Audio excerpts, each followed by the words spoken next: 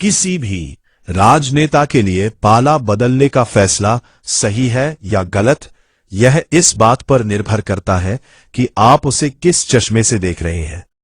एक रणनीतिकार के तौर पर, एक वोटर के तौर पर, या एक कार्यकर्ता के तौर पर।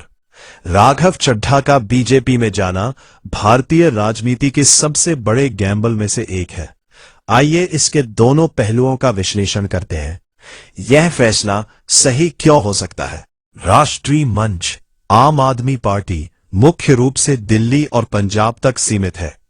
बीजेपी में जाकर राघव चड्ढा को एक विशाल राष्ट्रीय कैनवस मिला है।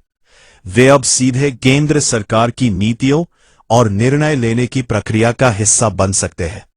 सुरक्षित भविष्य। अगर उन्हें लगा कि आपका भविष्य अनिश्चित है या पार्टी के भीतर उनकी ग्रोथ रुक गई है, तो सत्ताधारी दल बीजेपी के साथ जुड़ना उनके करियर को लंबी रेस का घोड़ा बना सकता है। पंजाब और दिल्ली में प्रभाव। बीजेपी को इन दोनों राज्यों में एक ऐसे चेहरे की तलाश थी जो युवाओं और शहरी आबादी के बीच लोकप्रिय हो। राघव इस कमी को पूरा करते हैं, जिससे उनकी बार्गेनिंग पावर बढ़ जाती है। यह फैसला गलत क्यों हो सकता है?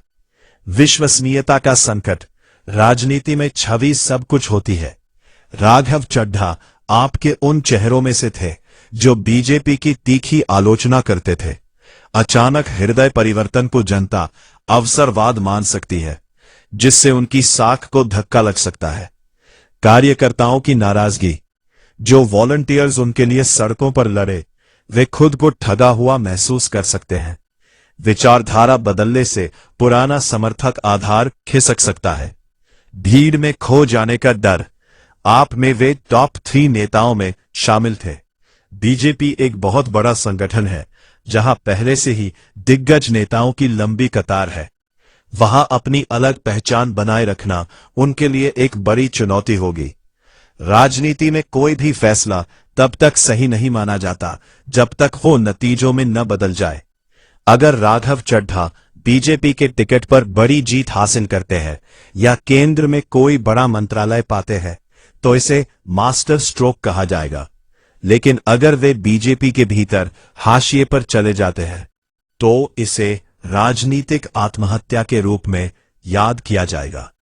बड़ा सवाल, क्या एक राजनेता के लिए अपनी विचारधारा बदलना उतना ही आसान होना चाहिए जितना एक कंपनी से दूसरी कंपनी में नौकरी बदलना? इसका जवाब जनता चुनाव के समय देती है।